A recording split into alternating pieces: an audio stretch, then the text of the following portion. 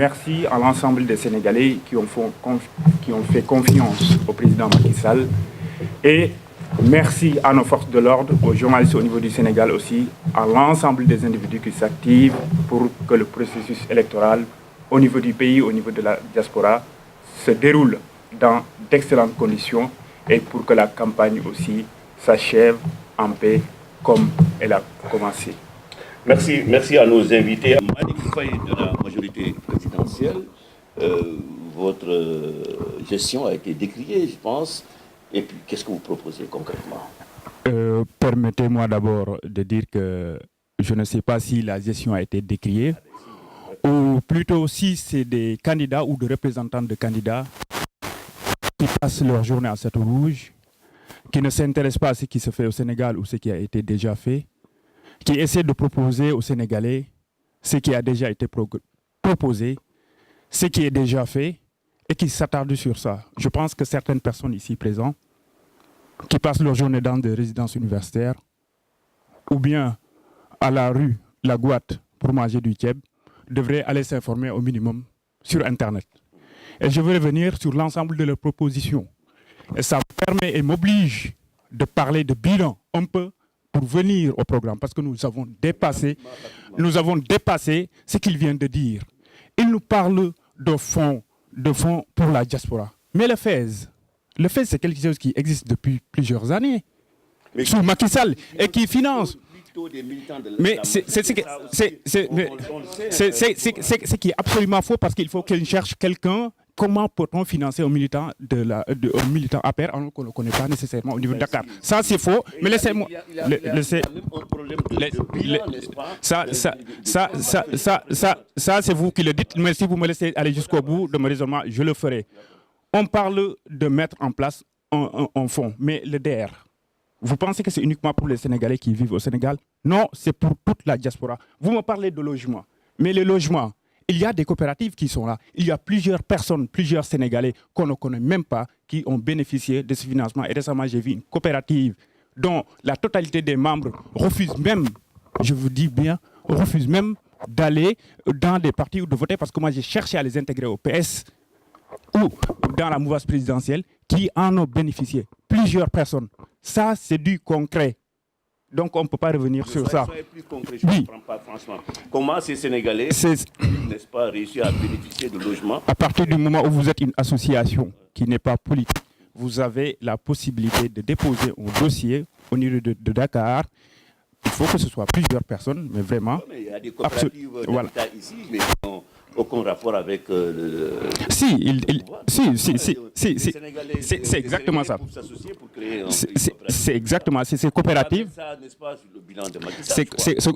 Si c'est coopérative, si vous avez la possibilité de déposer le document, de faire votre demande, d'avancer au minimum, vous avez ce terrain et il n'y a pas d'appartenance politique, il n'y a absolument rien. Mais ça, c'est le volet qui concerne le retour. Alors, ce qu'il faut savoir chez nous, c'est que nous ne pensons plus la diaspora comme une entité à part. Nous prenons la diaspora comme des Sénégalais entiers. C'est la raison pour laquelle Macky Sall a érigé cette partie du pays en 15e région. Qui dit 15e région dit 15 députés, des représentants, y compris de l'opposition. Ces gens-là, qu'est-ce qu'ils font?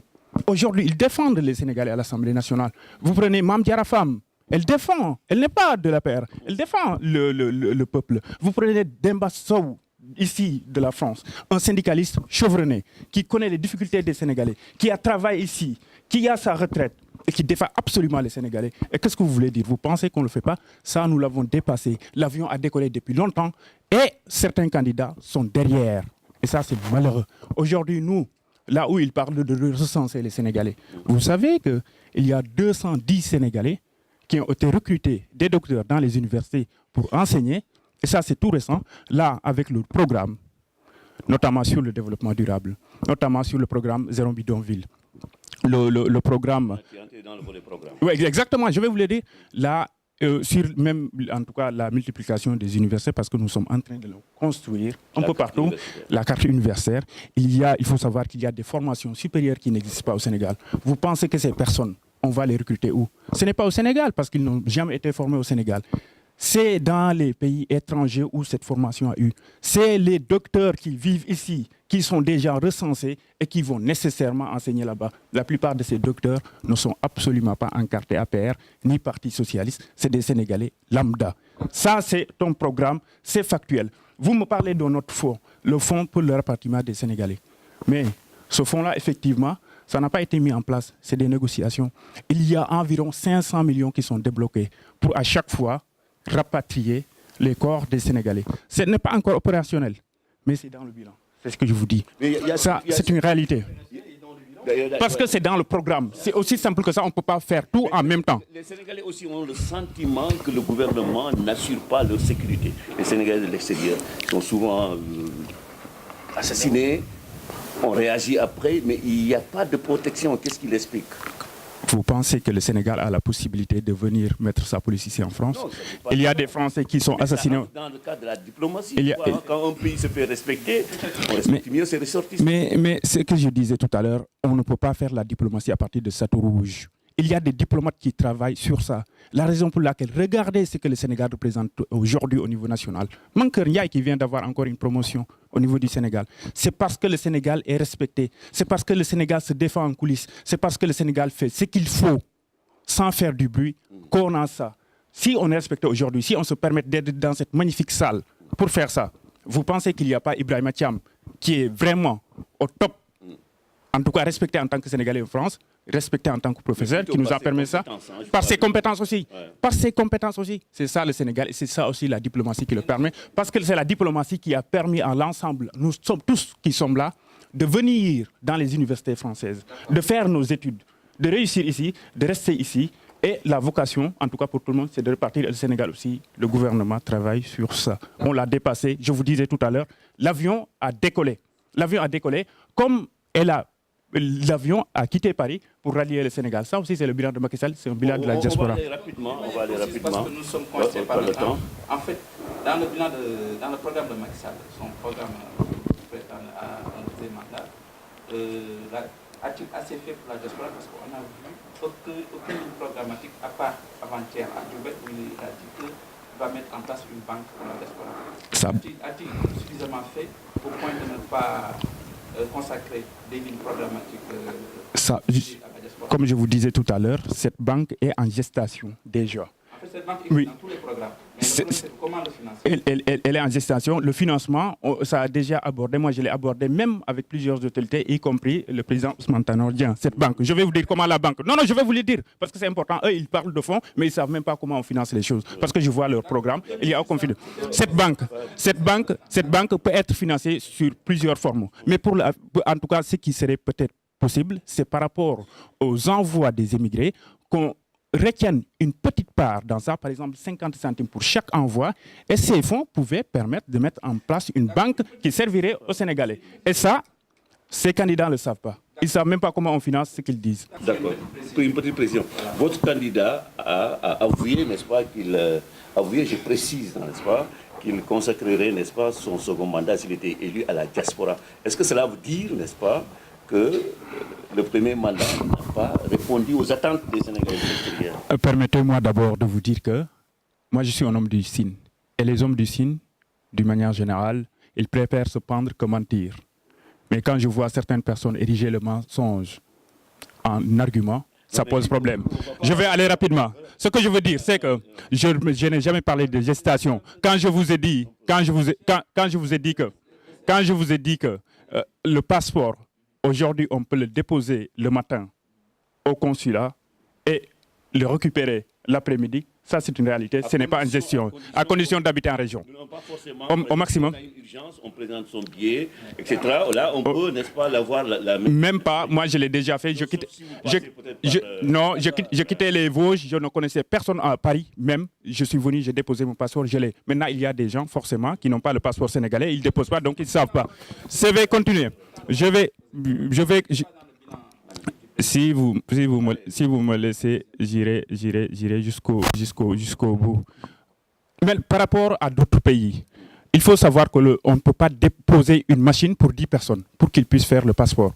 Dans la mesure où ils le font tous les 6 ans. Ça, ce n'est pas rentable et de toute façon, la personne qui s'en occuperait restera à tourner les pouces. Ça, ce n'est pas possible et c'est la réalité du terrain. Il y en a des gens qui ne le savent pas. Et je disais tout à l'heure que l'avion a décollé. On ne peut pas dire que Macky Sall n'a rien fait. Si, Macky Sall, c'est la personne qui a quand même enlevé Corsair pour mettre une compagnie sénégalaise qui quitte Paris pour rallier Dakar. Ça, c'est une réalité. L'avion a fonctionné. Maintenant, il y a des gens qui ne veulent pas voir qu'il y a une autoroute. Il y a Touba, Dakar, Paris. C'est un avion qui est loué, il faut préciser. On parle de compagnie. Déjà, il y en a beaucoup qui ont loué leur compagnie. Des gens qui connaissent l'économie savent parfaitement comment les choses marchent. Je dis, les gens qui connaissent l'économie savent complètement comment ça marche. Voilà, c'est un acquis. Donc, il y a des choses qu'on ne peut pas nier. Macky Sall a fait ce que personne n'a fait pour la diaspora. Et je vous disais, la 15e région, il l'a fait. Il a fait la diaspora, il a fait tout ça.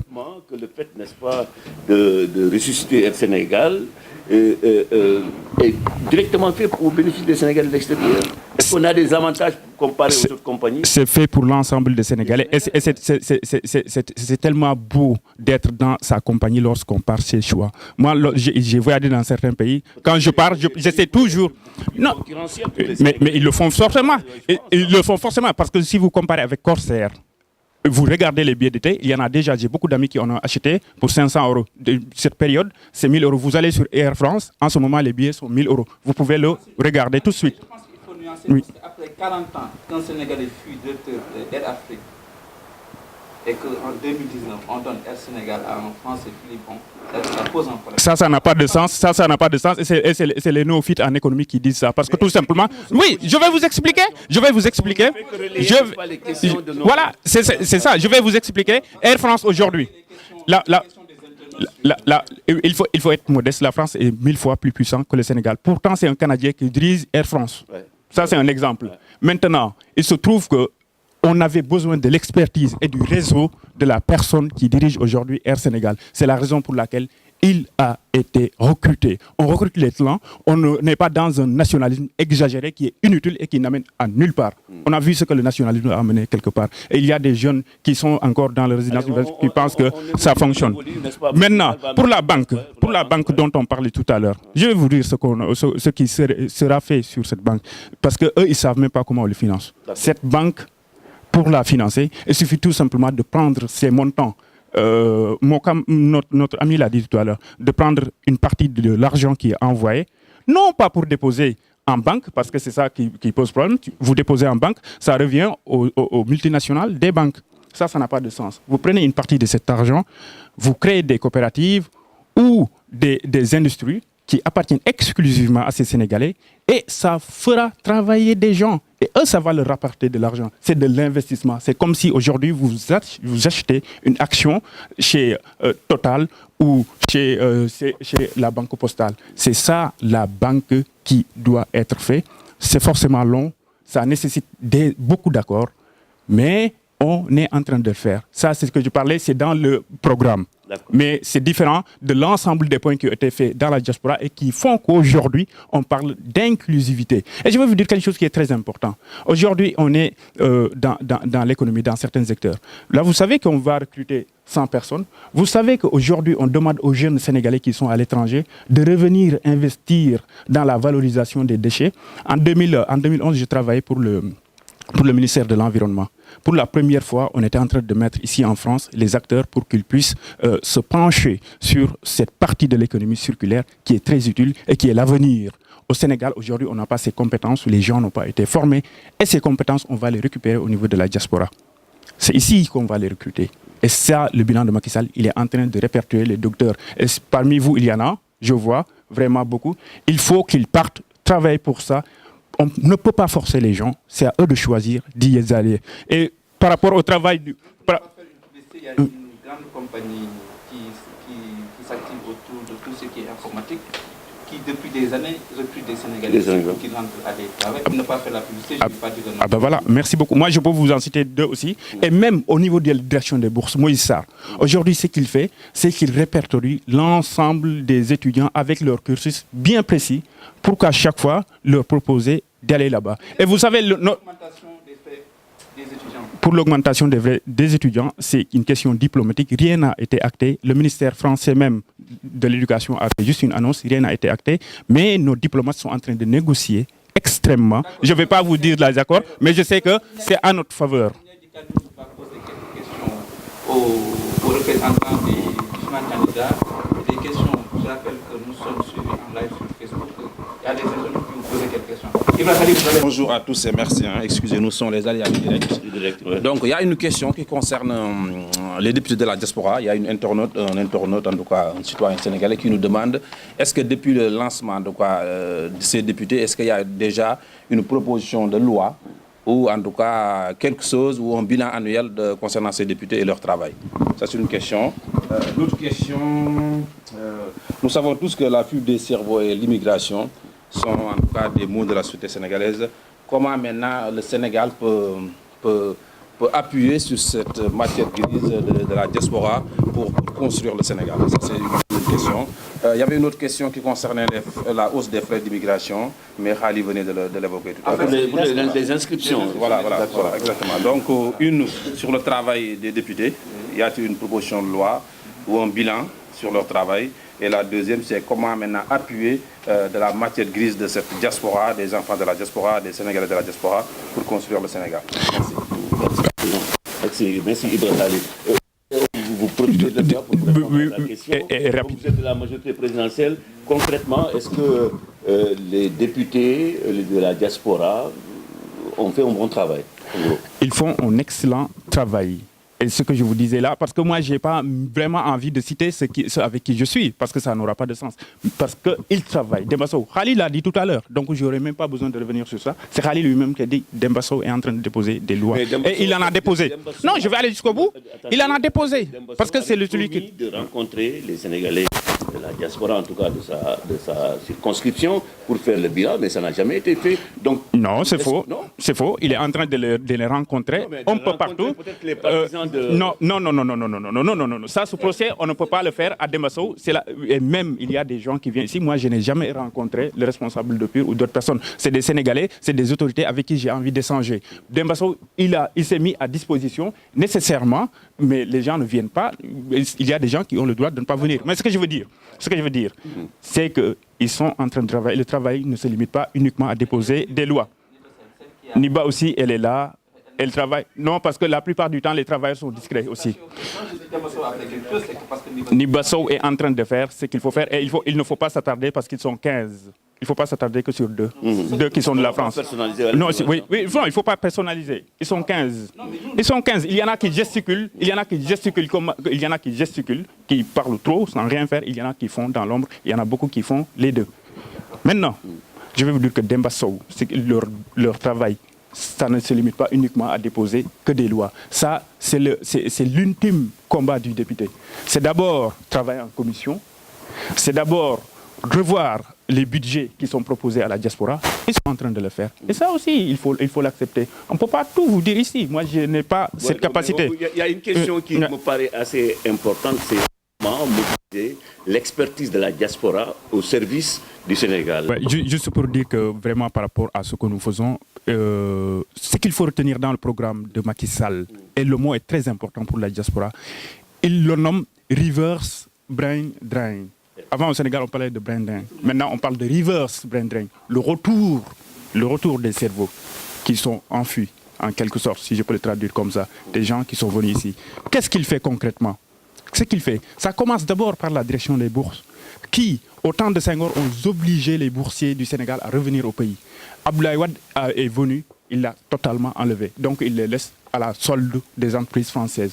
Aujourd'hui, Moïse Sarr, avec Macky Sall, ils obligent encore les étudiants sénégalais à revenir au pays, ou du moins à travailler pour le pays. C'est ça, c'est à les obliger. À les obliger, c'est obligatoire. À partir du moment où on a la bourse de 650 000 €, on est obligé de travailler pour le Sénégal.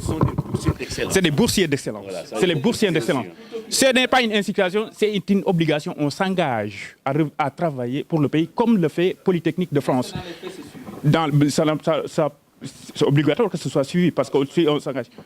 Ça, suivi ou pas, je vous dis ce qu'il est, il n'y a pas besoin de contradiction sur ça. Et ce qu'il faut savoir, c'est que pour nos talents, il y a un fichier à la direction des bourses qui répertorie toutes les personnes qui sont passées là-bas. Moi, je suis dans ce cas. On nous répertorie, ils savent ce que nous avons fait. Et c'est la raison pour laquelle, pour le recrutement des 100 professeurs dans les domaines qui ne sont pas nécessairement enseignés au Sénégal, où il n'y a pas de docteurs. C'est répertorié, ces gens-là, on les envoie. Et il ne faut pas faire de la mauvaise foi. Il y a des gens, si on leur dit aujourd'hui, on descend à l'aéroport Blaise Diagne, ils vont dire non, on descend toujours à Léopold Sédar Senghor. Ou on vous dit le pont de Gamay, ça n'existe pas, ils vont vous dire non, non, ça n'existe pas, on part toujours par les parts. Mais voilà. Mais il y en a des gens, ils ne le croient pas. Voilà. Moi, ce que je veux vous dire là, c'est que cette diaspora est incitée à revenir travailler au pays. Cette diaspora, Macky Sall a beaucoup fait pour elle. Il continue à faire pour elle. Cette diaspora est par rapport au cerveau vraiment qui sont enfouis, tout le monde, Macky Sall les appelle à venir travailler dans les nouveaux secteurs, dans l'économie numérique. Parce que nécessairement, il n'y a pas de docteur en économie numérique nécessairement au Sénégal. On va les trouver ici. Macky Sall a lancé des produits. C'est Macky Sall qui a mis en place un fonds. Si aujourd'hui, Khali, ou si là, vous souhaitez investir au Sénégal, déposez et attendez d'abord qu'on vous refuse pour pouvoir le dire dans la presse. Mais vous n'avez jamais déposé. Vous ne savez même pas où on dépose parce que vous n'avez pas cherché l'information. Pourtant, elle existe partout et vous le dites qu'ils n'ont rien fait. Mais ça, ce n'est pas sérieux. Il faut à un certain moment aussi... Oui, c'est un exemple. Mais il faut être sérieux jusqu'au bout parce qu'on ne peut pas critiquer sans aller à l'essentiel, en l'information. À partir du moment où... Parce que le problème de certaines personnes, des jeunes, surtout des jeunes intellectuels, c'est qu'ils restent dans leur coin et un jour, ils se lèvent pour dire « rien ne marche dans le pays ». Pourtant, beaucoup de choses marchent là-bas. Énormément.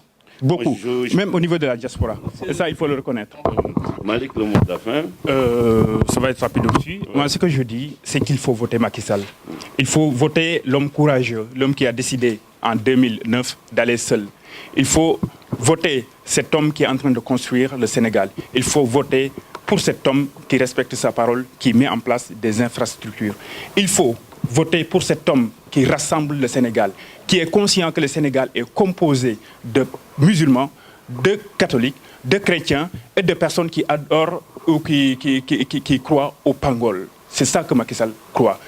Ne portez pas attention aux populistes, à ces salafistes, à ces personnes qui préfèrent Baka à Maka. À ces personnes, laissez-moi appeler jusqu'au bout, à ces personnes qui, en un certain moment, ont décidé, comme Napoléon a fait, de changer de religion pour mieux convaincre une autre tariqa et arriver au pouvoir. Ce sont des gens qui vous trompent. Ce sont des gens qui vous passent leur journée à vous mentir. Votez pour cette personne qui a réussi à rassembler l'ensemble du pays, y compris sa classe politique, sa classe diplomatique, ses fonctionnaires, ses ouvriers, l'ensemble de ses ethnies, Serer, Yola, Alpulaar. Votez pour cet enfant du Sine qui est Macky Sall, qui, quoi qu'il arrive, respectera cette parole. Votez pour cette personne. Votez pour cette personne qui a décidé de faire que 5 ans et puis passer le pouvoir pour aller à autre chose et surtout oublier ceux qui tergiversent pour un ancien président qui devait être dans la réserve et qui veut brûler les urnes le 24 février.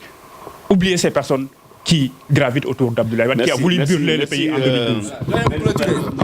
C'est ça la démocratie, quoi. On a pu faire un débat civilisé et politique. Merci à vous. Merci, n'est-ce pas, aux Sénégalais qui nous suivent. On espère, n'est-ce pas, que l'émission leur a permis de comprendre davantage ce que les candidats proposent pour les Sénégalais. Et un remerciement spécial pour Ibrahima Thiam qui nous a mis à la disposition cette salle. Un grand patriote. Voilà. Allez. Merci. Et vive le Sénégal, vive la démocratie. Vive le Sénégal, Sambaki. Aussi. Bonjour. Bonjour, Ali. Vous avez représenté la majorité présidentielle à ce grand débat organisé par le Club de la presse qui réunit les journalistes sénégalais basés ici à Paris. Quelle a été ton impression à l'issue de ce débat démocratique?